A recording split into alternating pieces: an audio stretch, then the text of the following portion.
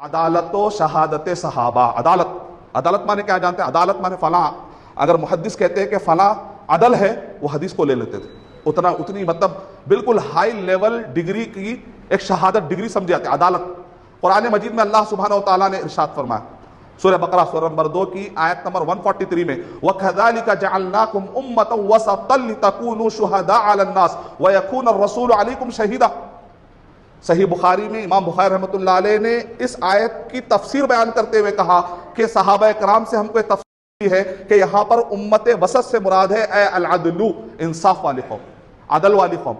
کیا ہے ان کا عدل جانتے ہیں آپ؟ قیامت کے دن جب نوح علیہ الصلوۃ والسلام کی قوم انکار کرے گی اور کہے گی کہ نوح علیہ الصلوۃ والسلام نے ہم تک اسلام نہیں پہنچایا، تو اس وقت اللہ تعالیٰ کہے گا اے نوح تمہاری قوم جھٹلا رہی ہے، کیا تم نے ذمہ داری ادا کی؟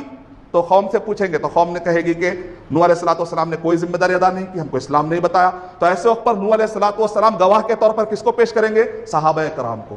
صحابہ کرام گواہی دیں گے ہاں نوح علیہ الصلوۃ والسلام نے دین پہنچا دیا تھا. ایسے وقت پر سوال اٹھے گا کہ صحابہ کرام کو کیسے معلوم؟ وہ تو نوح علیہ الصلوۃ والسلام کے زمانے میں نہیں تھے. تو صحابہ کرام کہیں گے کہ اللہ کے نبی صلی اللہ علیہ وسلم نے ہم کو یہ بتلایا تھا کہ نوح علیہ الصلوۃ والسلام نے دین پہنچا دیا. قرآن مجید میں اللہ تعالیٰ کہہ رہے ہیں قیامت کے دن تم گواہ بنا کر ٹھہرا جاؤ گے. صحابہ کرام کا کیا اونچا مقام ہے کہ قیامت کے دن اللہ سبحانہ و تعالیٰ ان سے گواہی لیں گے اور تم گواہی لینے کے لیے تیار نہیں. اگر تم ان کی گواہی نہیں لوگے تو پھر قرآن مجید کس راستے سے آیا؟ اگر تم ان کی گواہی نہیں لوگے تو احادیث کس راستے سے آئے؟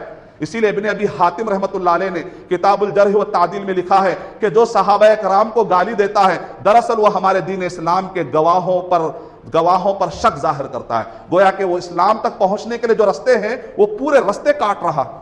ایسا آدمی شر پسند، برا آدمی.